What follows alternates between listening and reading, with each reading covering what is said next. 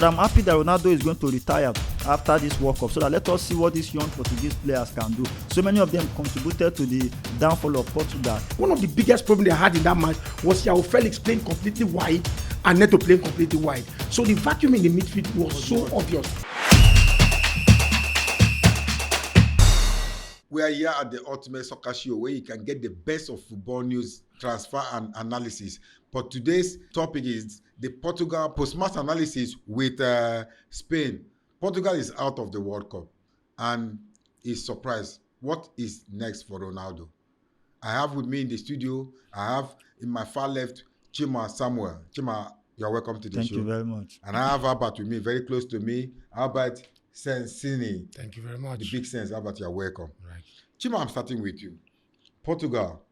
Spain defeated Portugal yesterday by a long goal. The goal came in the 91st minute. The time was off. I don't know what the marking was, that they allowed the Portuguese defense allowed the Spanish side to score, and they are out of the World Cup. What is next for Ronaldo? I think at this moment, a whole lot of interviews, a whole lot of talks about Cristiano Ronaldo, but for me, the young man has really done so much for football, so much for this, for young players. He has something that so many young players can get inspired with, to become great in life. And for Cristiano Ronaldo, I think he has been a source of inspiration for so many footballers all over the world, so many fans, so many people. Yeah, the competition between Ronaldo and Lionel Messi, both of them should be respected so much. You might love Messi more than Ronaldo, you might love Ronaldo more than Messi, but I feel like both of them deserve so much because they have really kept a very healthy competition, in the football world so far. But coming into that game already, Ronaldo knew that anything can happen in that game because he prepared already, because he have said it that this World Cup will not define his status or will not define his legacy, which of course 7 matches in the World Cup should not define anybody's legacy. You can be the best player in the World Cup and then in your entire career you might not do anything more. That does not mean you are greater than those who have been playing. Yeah. Football is a long time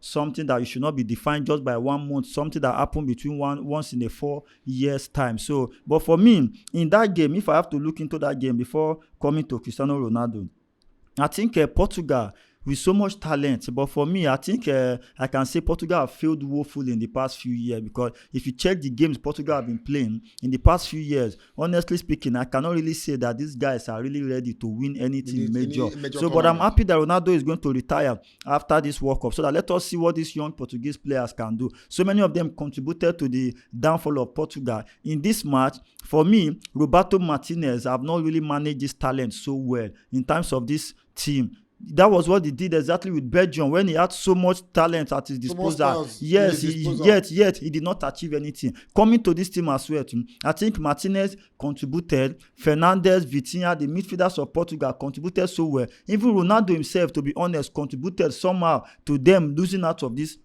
World Cup. Now, if we go into this game, statistically, possession 55% for Spain, 45% for Portugal. Now come to shots, 15 for Spain, 11 shots for Portugal. Then shots on target, we have 6 for Spain, 2 for Portugal. Which it was that Ronaldo shot in the first half that was one of those first shots on target. Then shot off target, Portugal had 5, Spain had 6. Then we'll come to attacks. Portugal had more attacking play, 106, more than Spanish team that had 96 attacks. But guess what? Dangerous attacks, 38 to Portugal, while Spain has 50 dangerous attacks. Then what do they mean by dangerous attack? When you see the Vitinha, the Fernandes, and the Neves having the ball, they prefer to play backward. They prefer when they get to the attacking half, when they get to the final third, instead of them to push to make sure they get something out of it, either to play off target, on target, or somewhere. They will try to bring the ball, but they prefer to play, to have many more touches with the ball, playing backward rather than progressing with the ball. So, but meanwhile, the Spanish team, once they have the ball, they want to go to attack. So that is why you can see that the Spanish team, despite having lesser attacking balls, they had more 50 dangerous attacks, more than More than the Portugal Portuguese that has side. 38. Now, corner kicks, Spain had 7 corner kicks, Portugal had 3. Why? Because Spanish team They were they attacking. were attacking more. Then when it comes to fouls, Spain had 14 fouls, Portugal had 9 fouls, which means the Spanish team were attacking more, while the Portuguese team were busy Defending. marking and defending. Yellow cards, Portugal had 2 yellow cards, and then Spain had 1 yellow card. Now, coming to this game, if you see a player or players like Neves, Vitinha, Fernandes in the midfield, and they were outplayed by the likes of Pedri, Olmo, and Rodri, I think that was very, very shameful. Spain did not use outright striker. They used Oyabas of Free Sociedad to play as a top 9 for them, while playing Alex Bina from the side. But these guys were still able to outplay players, world-class, the so-called world-class midfielder. I think for me, in that Portuguese national team, the whole midfielders, Fernandes, Vitinha, and Neves, they failed woefully. They are, sometimes I want to think if they are a system player. What do I mean by system player? By player that can only suit one formation. I can only suit maybe because they are in PSG playing or they are in Man U playing. Maybe that is only when they can play well. So, but for me, what they have delivered in the Portuguese national team from the very first match against Congo DR to this moment, it was very, very woeful performance. Now, coming to the coach, for me, I think the coach have not really managed Cristiano Ronaldo so well in this tournament. A man of 41 years, yes, even though Ronaldo want to push himself to that limit, Ronaldo was not supposed to be playing 90 minutes of football from the very first day of this World Cup. You need to manage players. So even if Ronaldo feel like I want to play, as a coach that understand the game more, you should have sat Ronaldo down. You should have discussed with him. You should have let him know that, Baba, you are 41 years old, and this is the biggest stage of football in the world. These guys are not going to let you anyhow. We have other games to play. First match against Congo, you are not supposed to play 90 minutes of game so that you can rest. And we are playing games every 3, 4, 5 days. Again, you are playing again. This is not like a league game where you play on Saturday and play again till next Saturday. Are you getting my point now? So for a man like Cristiano Ronaldo, I feel like Roberto Martinez did not manage him well. Now, coming to knockout stage, the last game before this match, that was a game against Croatia. Portugal won that match 2-1. Ronaldo was pulled out. When Ronaldo was pulled out, that was when they scored the second goal. I am a very big Ronaldo fan, but because of Ronaldo's age, and his inability to run behind strikers again, sometimes some attacking passes that were supposed to go to Ronaldo, those players sometimes they feel reluctant of passing those passes. They do not want to play those passes because they feel like if I play this ball behind the defender, Ronaldo does not have that strength to attack those balls. So definitely he will waste the ball. So they decide to play back. So somehow you are playing one man down up front. So the only way you can make use of Ronaldo well is to play, to make sure you create chances inside the box where Ronaldo can have a one-touch ball or tapping inside the net, or you play crosses, which they failed in that aspect in terms of playing crosses into the 18-yard box. Portugal failed woefully. Each time they take the ball to the side, they try to return it back to the midfield. So for me, the midfield has failed. For me, Ronaldo too, in this match against Spain, you are playing, I felt like 70 minutes, 75 minutes, a player that scored the winning goal for you, Goncalo Ramos, in the last game. What can this guy do before he deserves a playing time? He scored the goal for you, courtesy of Rafael Leao's assist. Why not bring him on again in this 15 to 10 minutes to end the match? You still kept Ronaldo tired. Ronaldo was not doing anything again off front. We all know this guy is a legend. I'm a very big fan of Ronaldo, but at this point in time, if Portugal win, just like the way they won against Croatia, Ronaldo still wins. So why do you have to keep Ronaldo on the field of play, rooting for extra time to go to side? For me, that was a very, very bad play from a coach like Roberto Martinez. You should have brought in Ramos inside to come and help within that 10 minutes to run down the defense line so that Rafael Leao and Bernardo Silva and Conceição can attack more. Let us see what they can give in that 10 minutes. But unfortunately, it was maybe too much of ego or maybe too much of a relationship with Ronaldo. I don't know, but I think all of them contributed and they failed Portugal woefully. Anyway, with João Neves and Vitinha, what they replicate in what they do in PSG. I didn't see them replicated in the Portuguese team. Albert, Ronaldo said we'll be leaving after this World Cup. So will we be missing Ronaldo? And what do you think found out in the game? Okay, first and foremost, Portugal won back-to-back UEFA Nations League, right? Under Fernando Santos and under something Jesus also. No, I think it's Martinez now. No, George Jesus. Now they won back-to-back UEFA Nations League. Now Martinez left the helms of affair at Belgium. He was now employed in Portuguese team. But I think there is a mismanagement of the Portuguese national team player because they have individual player, but you can have the best individual player just like the Brazilian, but on the pitch you will not be able to replicate. them as a Yes, team to you understand what I'm produce trying to results. say. Now, if you check the entire statistics as Chima has read out, Spain Flog played them. better than them. But look, they played almost the same formation. But I don't want to start calling their names. But let's look strongly about Neves, Vitinha, Neto, Bruno Fernandes playing behind Ronaldo and João Felix. Then on the midfield here, you have Rodri, you have Pedri, you have Beina, Olmo, and Lamine Yamal. If you check the Spanish team, they played Portugal out of the game. You know why? It is because the set of midfield players that the Spanish have are skillful, technically gifted, and combative. But Vitinha is not physical. Neves here is not as well physical. And one of the biggest problems they had in that match was João Felix playing completely wide and Neto playing completely wide. So the vacuum in the midfield was so obvious. Now, don't forget, throughout the course of the game, I was actually concentrating on the space that if Pedri hold the ball, if Pedro hold the ball or Rodri hold the ball, before you see a Portuguese coming close, it will take time. So a player or a Spanish player may hold the ball like Rodri. He will start advancing. Now they have been trying. Don't come out. Don't forget, Azerbaijan came close to scoring in the first half, something about 20 something or 30 something minutes, but he lost the ball. They came several times close, but they couldn't score. Thank God for the goalkeeper. The goalkeeper Costa is a very, very lovely goalkeeper. But he now paid off in the 91st minute. What was Martinez doing? He was supposed to understand that his players are not matching up with the pace and the tenacity of the Spanish side, because the Spanish actually showed the only player on that pitch that is trying to that was actually very silky and skillful in the Spanish side is Lamine Yamal. The rest players there are combative. Alex Baena, very combative, technically gifted. Olmo, technically gifted and as well a little bit physical. Pedri here is a rock of Gibraltar.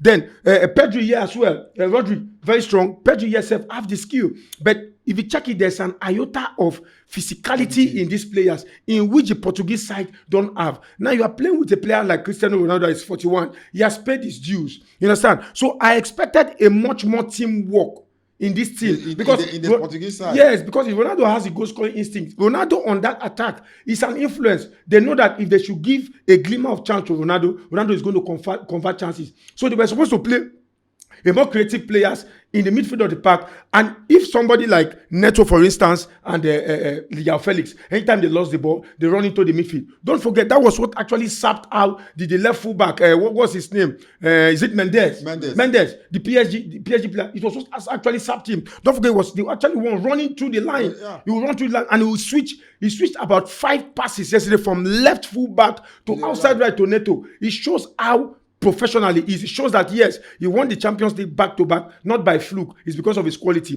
Vitinha is there as well. Neves is there as well in the PSG setup. But what did they produce in the pitch? Yes, they didn't replicate what they were playing in the club because of the coach's formation. How he has played his personnel on the pitch. Because you may have set of bevy of stars, galaxy of stars on the pitch. If they don't synergize as one, they will not give you proper result. If they don't synchronize as one, they will not give you proper result. That's what the Spaniard did, because people were expecting. But on the other end, let's not forget that Portugal has never performed well in the World Cup so far, apart from Azerbaijan, Uzbekistan, that is completely lowly rated in terms of ranking. They've defeated 5-0. 5-0. They didn't actually perform very, very well. So in the game, I was just looking at their lapses. You understand? Spanish too has not been outstanding in the World Cup so far. But when the both of them met on the pitch of play, and I saw that there's a big lapse, there's a big vacuum between the Portuguese side. You understand? They were very, very far from one another. If you check very well, throughout the course of the tournament, Vitinha has not been outstanding. One of the only outstanding player in this pitch is Ruben Diaz on the video.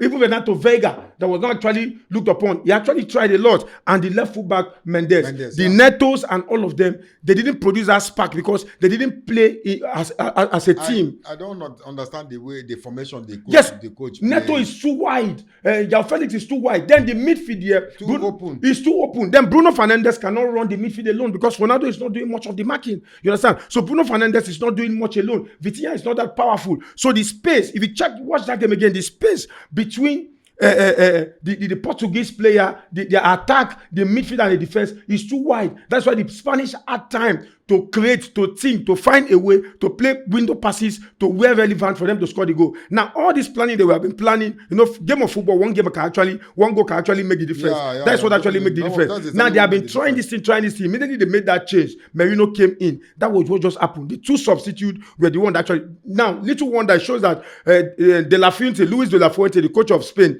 he observed what was happening in the pitch of play, the weakness of the Portuguese. So he brought this player. Perhaps he has told them this is what the lapses is for the Portuguese side. Go execute it like this. You're going to have your goal. And at the end of the 91st minute, in which they were looking at, we're going to go into extra time, the window pass came and Merino scored the goal. So it is an underperformance from the Portuguese side, not because they don't have individual qualities or stars in the pitch of play, but because the coach cannot actually harness them and make them become a team so that can be more uniform and give the best of their performance. So for now, I don't think Roberto Martinez actually need to be in that team.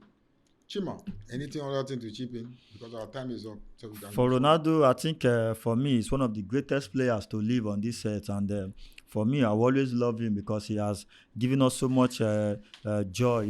He put so much joy on our screen. World Cup goals, 11 goals. He's the second oldest man to score in the World Cup.